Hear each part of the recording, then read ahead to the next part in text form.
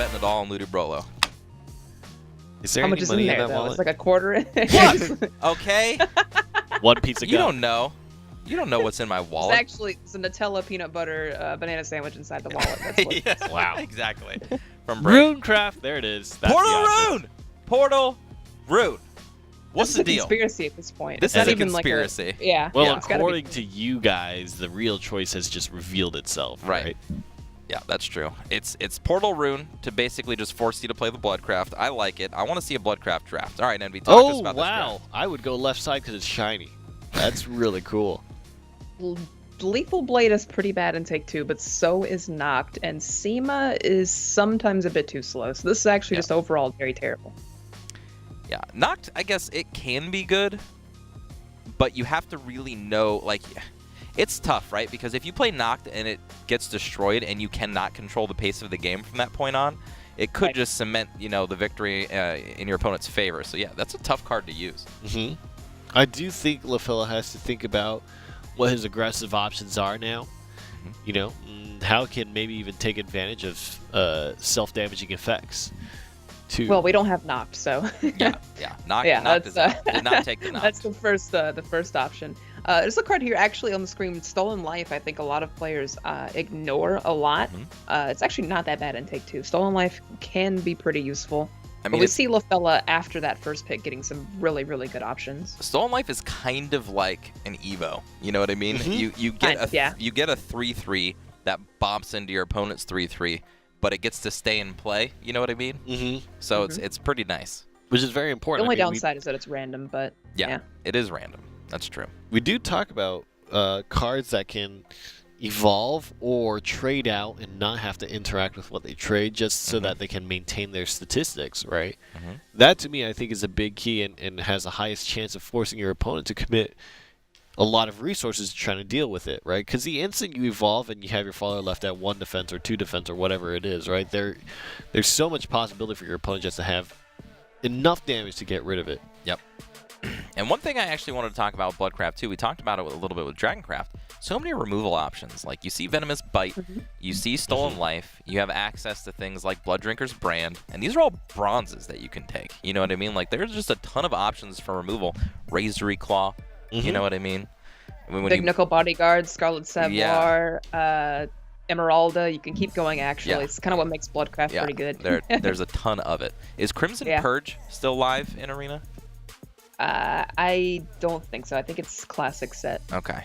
All right. Crimson Purge, of course, would have been another good option. But, here we go. Come on. Treasure Map. Oh, no. My dreams are dashed. All right. Bad, man. Spiderweb and Savage Wolf were passed up, actually. That's really interesting. This is still looking really good, though, actually. I like this draft a lot. It's got a lot of, the curve is very, very nice. Ooh. We've got 1 or 2 Scarlet Savoirs now, so that's going to be good. What do you think about Bandersnatch? He's a rush follower. The end. Yeah, All right, perfect. You don't want to ever enhance that card, pretty much, for the most part. If you pull, like, a Zeus or something, yeah, okay, sure, let's go for it. But outside of that, no. Wow. Singer and Pig in the same pick? Gotta do it. The pig is happy because really the bad singer for is Ludibroolo. That's rough. Really, LaFella. any of these is fine. This is fine, Yeah. like either way, actually. This is a good draft. And again, LaFella only needs to win this one game. He is playing what we consider to be one of the best crafts going into this finals. And Ludibroolo, we don't know what he's picked yet. Yeah. Ludibroolo, we're going to have to figure out what his class is.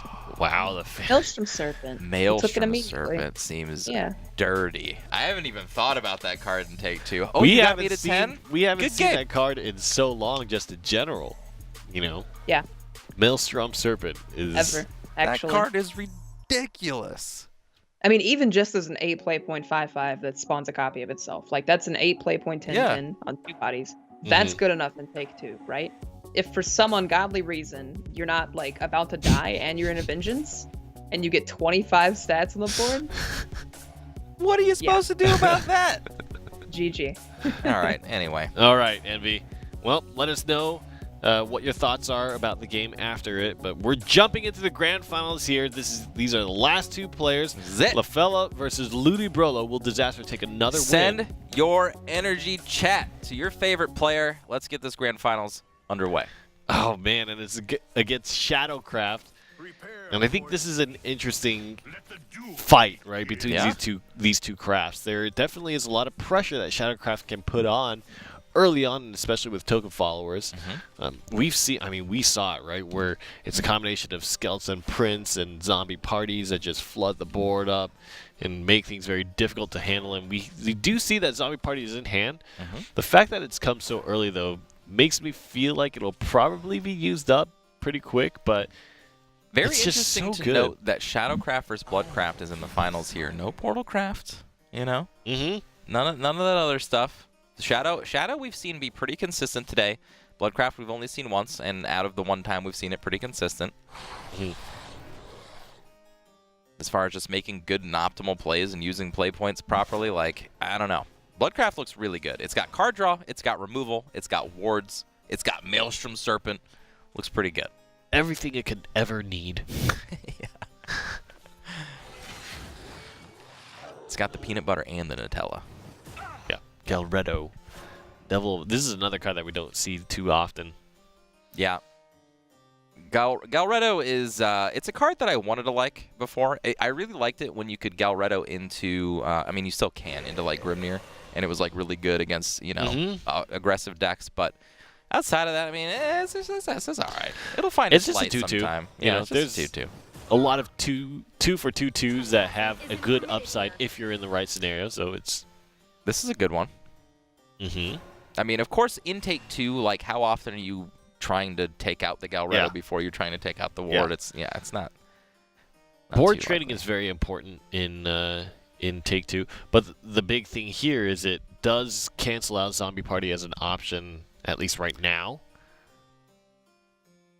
I guess if Galredo can't be targeted, then it means that Uriel can be targeted. Yeah. So we are in a topsy-turvy situation. I really like a lot of the options here. I mean, Grave Desecration, I've talked numerous times about this card. I think the card's wonderful. Does end up throwing away the Zombie Party.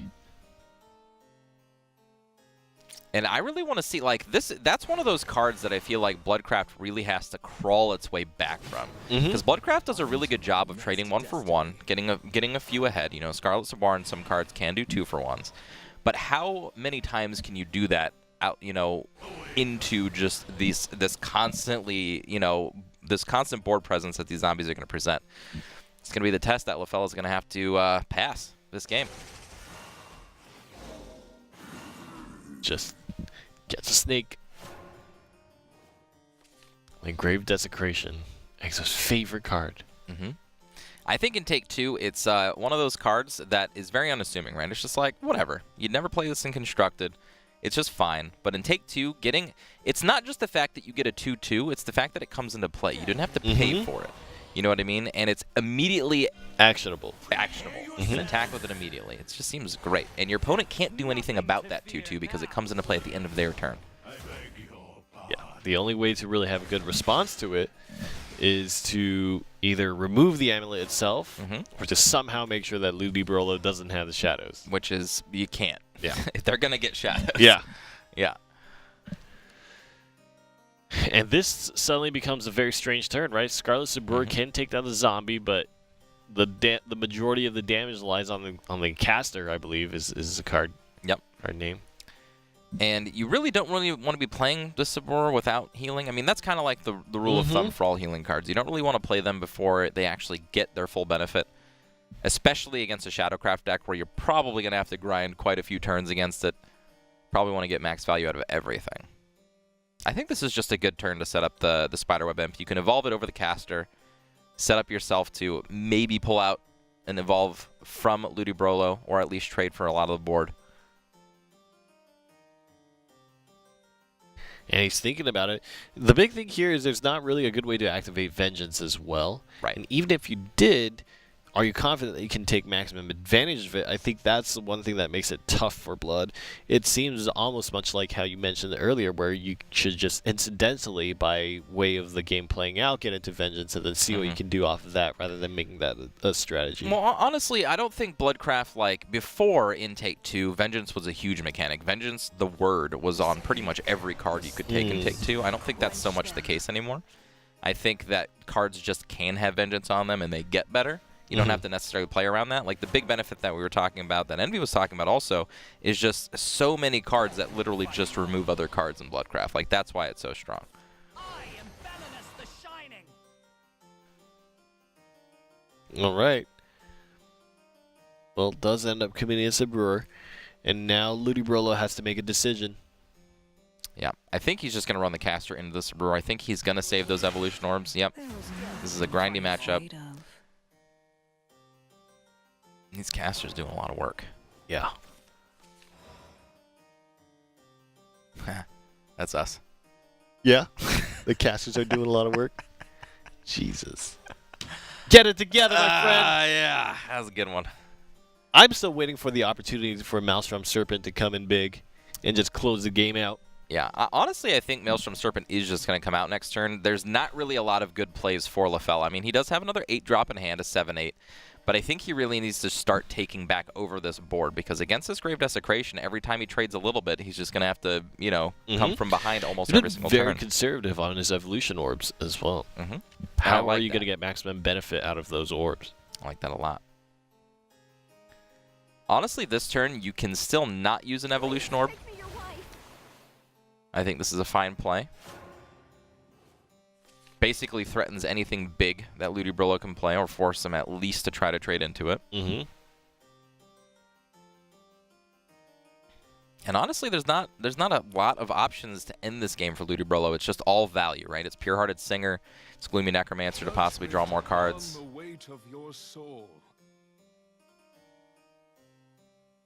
All right. Chooses to evolve. Okay. Anubis? Your soul weigh more than a feather. It's a big Evo. Yeah. Gosh, look at that clash effect. And that's one more Evolution Orb down. Now Ludibrolo is going to be rewarded with 6 points of damage, which is very, very significant. And now what's also important is if any of these followers get removed, another 2/2 will take its place. So this is the point in the game where I think Grave Desecration really shines, right? It's, okay, I have to get rid of his board, but even if I do, he's going to have a board, and my life is ticking down. Like, they have this constant pressure game near the end of the game that's just so hard to overcome. I do think that there's an opportunity, especially with the Happy Pig for healing here, to kind of put yourself in a position where you have a better turn going into your turn to be in Vengeance and then activate that Maelstrom Serpent, right? Because we know that right now he can Spiderweb him, which will put him in Vengeance. Yep. But then he won't have enough play points for the Serpent. So if you set up a board state where your opponent has to answer, and if your opponent spends one more Evolution Orb, right, I think that gets even more dangerous. Well, I think LaFell is going to get put into Vengeance next turn regardless. That's kind of inevitable. I don't think he has to worry about doing it to himself. However, Spiderweb Imp is probably one of the best cards to put in play right now to help prevent him from going way too deep into Vengeance. Yeah. So for example, right, if you were to put the Spiderweb Imp down and then just do something like the Pure-Hearted Singer plus a Happy Pig and then evolve the Happy Pig to trade something and set up for some bigger healing, I could definitely see that play happening. And on the next turn, heal with the Happy Pig, and then play the Serpents. Yep, I also kind of like the play of putting yourself into Vengeance this turn and Dark Generaling. You could have taken out 2 threats this turn. This way, like, the way he's playing right now doesn't actually take a threat off the board, because it will just, like I said, get... Oh, okay. So yeah, he noticed that, realized it wouldn't take a threat off, and didn't actually activate the Happy Pig, but wanted to get the Evolve on so that that heal 3 is definitely an option. It's very smart, I think, from LaFella. Absolutely. That is a very well thought out play. Dial, though. Oh my goodness. Interesting, because a lot of the followers are just barely above, but with all the followers in hand, I think he's got it, right? 4, 8, 10 with the Odile pop. That's it. The Odile top deck was exactly what he needed to just end the game, and That DISLUDIBROLO. is the power is going to reset the bracket. Yeah, resetting it off the back of Shadowcraft. I really think that this Bloodcraft game is an example of you have a bunch of good-ish stuff, but how are you going to make that all come together to make something coherent, right? That's true. Shadowcraft on its own, using its last word effects, I mean, you can commonly get into situations where you either, like we saw earlier today, have token stuff that could get buffed up and swing in a much more old school Shadowcraft fashion, or you have last words that extend your followers, or something like Grave Desecration, like you mentioned, that's continually pumping something out and getting some value off of that. Hey, Envy. You know, when we can get Envy paths across, because, you know, our names are up there now. Yeah. Envy, I just got 2 words for you. Grave Desecration. I have more words for you. That game was 100% up to the casters, not you guys. The casters in the game. 2 casters. Yeah. Casters was so like back-breaking to answer. There's just not much you can do against those cards. They're very, very powerful. Caster and Catacombs are like the 4 drops you pick Shadow for in the first place, and they did work that game. They really did. It just looked like the synergy was just there. Like it looked unstoppable. It's just like you have all these plays, they can't be answered, and you're just like trudging on forward, dealing damage. It's like never stops. It's the March of the Dead, right? It's like the zombies. These casters are probably dead things, right? Yeah, casters are all dead inside. No? No. Casters aren't dead things? We're all dead inside. We're dead here. inside. I know that. Yeah. Yeah, no, you guys are. Yeah. Not the game caster. Okay. No. Okay. Yeah, no. Well, the bracket is reset, so LaFella has a second chance here, and I honestly wonder if he's gonna rethink how he drafts his blood, or if he even takes blood. You know. Well, I don't think this game is going to discourage him from playing one of the better crafts. You know what I mean? Like, the Shadowcraft player had all the options. Like Envy said, had the casters, had the Grave Desecration, even if those weren't enough. You know what I mean? Like, the pressure was just too constant. And, yeah, I can't even imagine. Like, imagine if even just, like, Prince Catacomb was built on top of that board. Like, what are you supposed to do against it? It's tough. Prince Catacomb, these last word effects are so effective for just extending your board. Putting an extra body, I think that's a big thing, right? It's not like it can be wiped out in one go. Right. It's that you have to take one instance of maybe a board wipe, or just throwing your followers in, and then you have to take a second instance of that to make sure that it falls to the wayside. And if you really want to prevent a lot of that damage, you have to use your evolution orbs, and you only have so many of them. The best answer for it is unfortunately in the worst class as well. Mutagenic Bolt is, yeah. That's true. Yeah, the AoE, the board-wide transform. And talk about a card that you never know if it's going to be good for you or not. You know what I mean? Like, you're going into turn 6+, you're just like, ooh. Is this the right choice? Yeah, sometimes. Can I do this? Yeah. Yeah.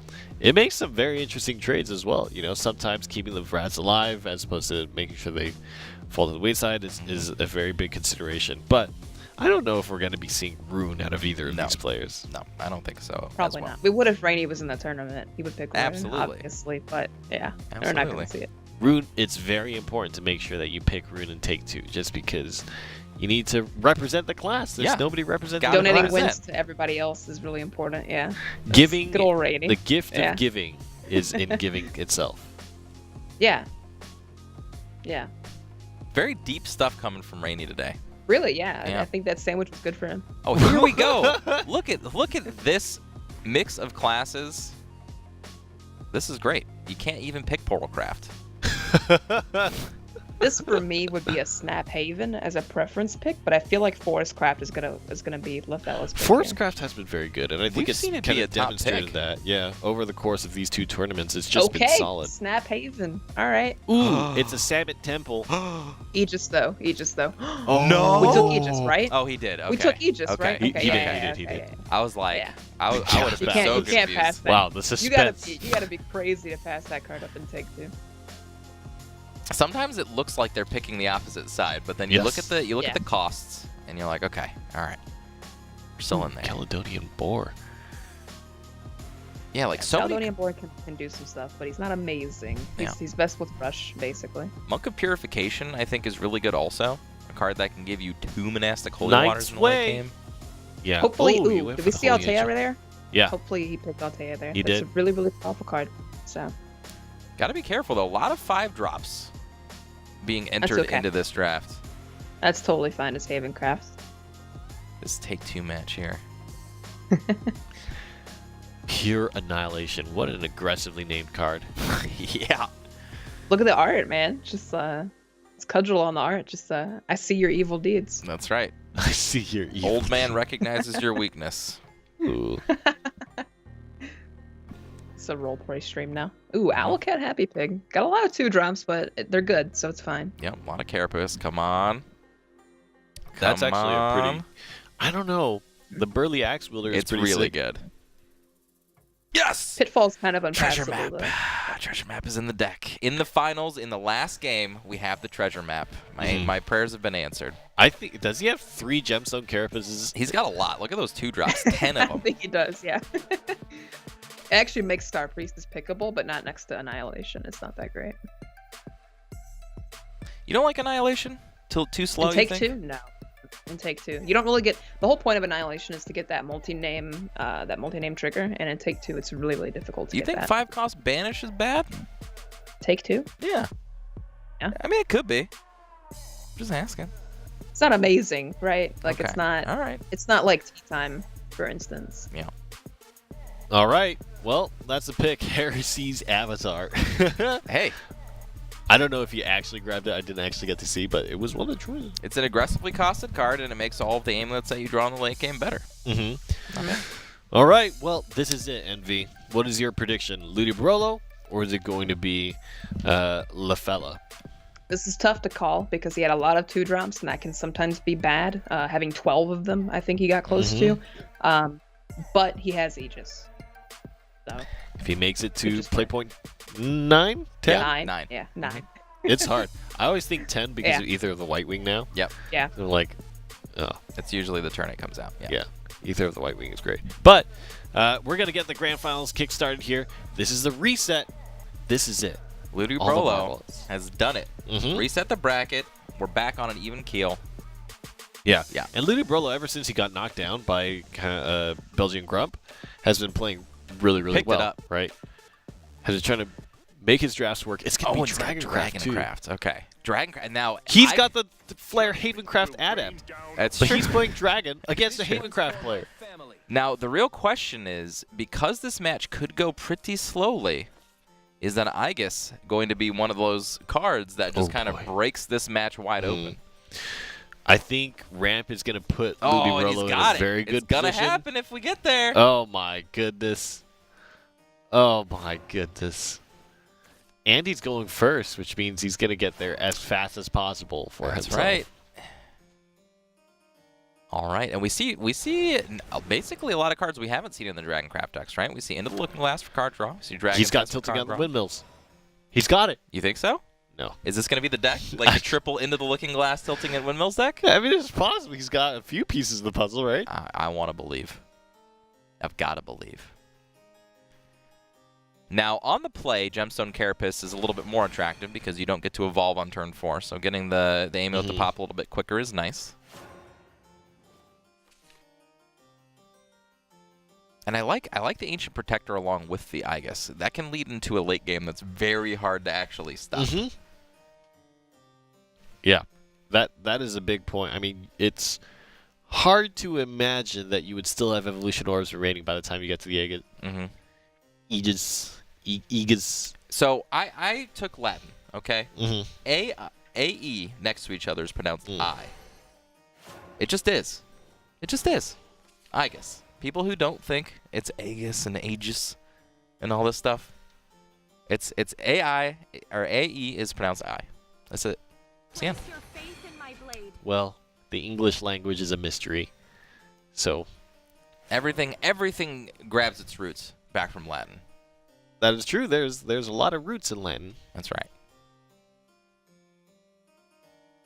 I like how we're just settling right there. All right, so Into the Looking Glass played. Neutral followers in hand now. Again, probably not going to matter too much. Just used for the card draw. This is what I'm talking about with Haven, though, as far as like the stats go. You play a 2-drop. Yes, you didn't get to attack with it. Yes, it didn't do any board trades in the first couple turns that it was out. But now you have a 3/5 that you only invested 2 play points into. Yeah. You can continue on with your curve. So hard to deal with. Like how do you go into an evolve turn and try to deal with all these stats? I think you don't. Oh, double Miss Shaman. Wow. everything is very safe for removal. And when you only have a Dragon Summoner on board. Yeah. This is pretty rough. He will be able to claw back a little bit with the egg in a couple turns here. The eggies. Yeah. He's rammed 1. I do think the evolution turns need to be very big for Ludibroolo. Mm-hmm. Fortunately, not a lot of good options this turn. Only madness can contend with madness. Oh, man. Having to use the Beowulf early just to get something in play. Mm-hmm. Actress Fairy evolved. And the stat line is good. Yep, and I like the Into the Looking Glass synergy with it. So, like I said, it was only going to draw a card, but in fact, put a lot of stats on the board. Actress Fairy on Evolve buffs up neutral followers on board alongside it. And the Fairy evolves for full. That's right. Which is big. Big. Now, in saying that, Marchair's tea time. About to put in some work this turn. And I think he's just going to push the rest face. I think this is just 5 face damage along with clearing most of this board up.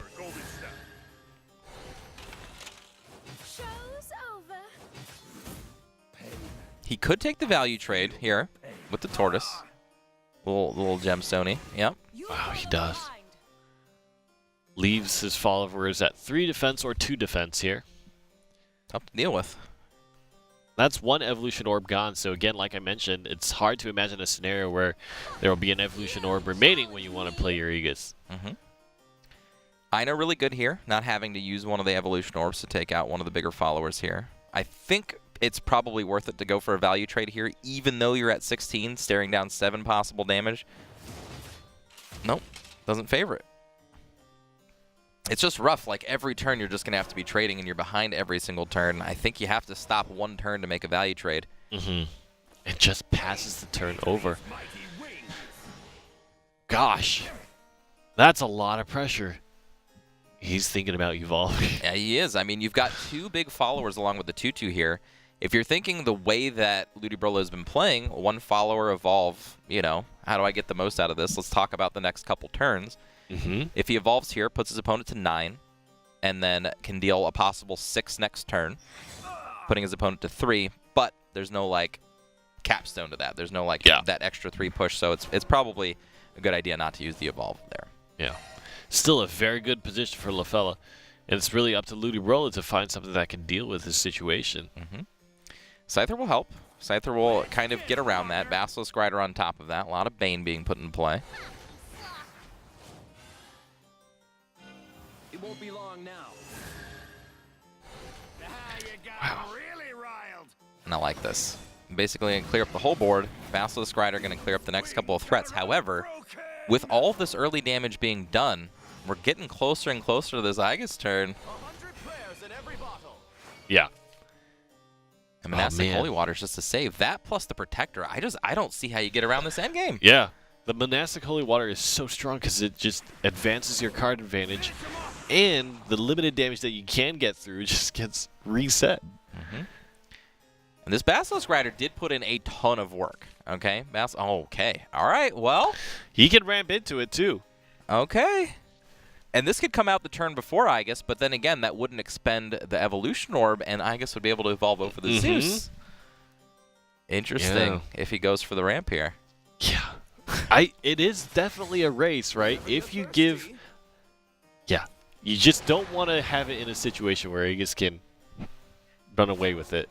And I like this line of play. Of course, Ludibroolo doesn't know that an Aegis is awaiting him on the other side of things, but this play makes it a little bit better for him. But still, the Aegis coming down is just going to be inevitability. And if that Evolution Orb is saved for the Aegis, I don't see a way for Ludibroolo to get out of this. He hasn't dealt any damage yet. That Zeus is not threatening lethal or anything like that. And once the Aegis comes down, everything starts to go downhill. You need to desperately make huge plays to stop that. Now, there is a chance that LaFella does use the Evolution Orb this turn to take out that 7/8. That is a pretty imposing presence. It's a big follower. It's a big boy. How naughty. He's got a lot on board. Nope, just says, I'm going to take that one. Yeah. The fact that Ludibrola did not ramp was tough, I think. It's tough.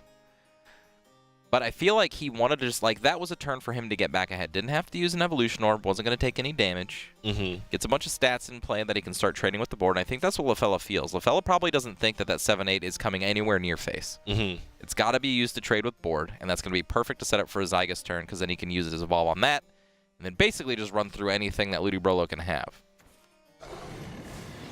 Here it comes. Wow, locking out a follower as well.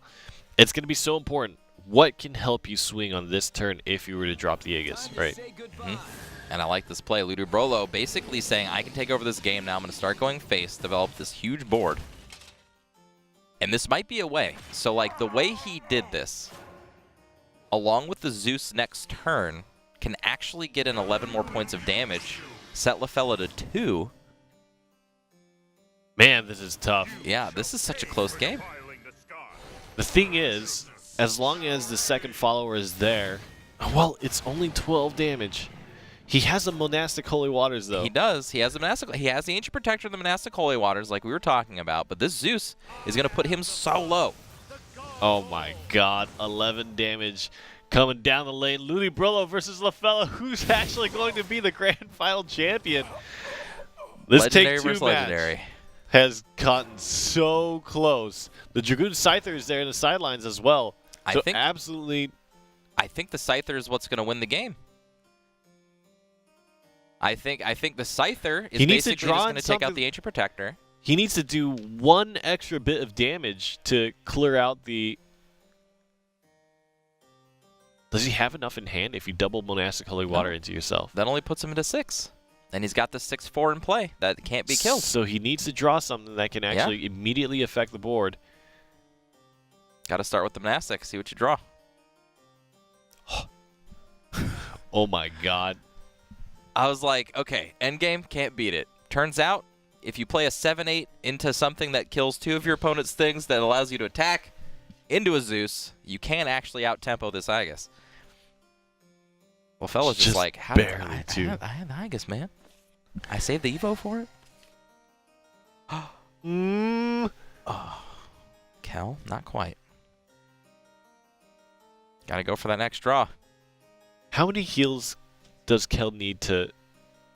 Way too many. Because the Aegis isn't going face this turn. That's right. It has to swing through the Zeus. Yeah. And I don't think there's another removal option. Yeah, and this allows him to play everything. This gets some extra damage in. I like the ordering here. Yeah. Yep. But then, yeah? Yep. Scyther has been the talk of the day. Yeah, the Scyther's going to be to clear out the board. Basilisk Riders. My God. What a game. The storm on the Scyther, too, is so big. Ludibrola with the comeback, resetting the bracket, winning 2 take-2 matches in a row against LaFella, taking him out. I mean, this was really the talk of the tournament for me, right? Dragoncraft versus Havencraft. What is going to happen between the two of these? And that was incredibly close. I think the talk of the tournament is Dragoncraft in general. Dragoncraft is OP. Play it. It's the best craft.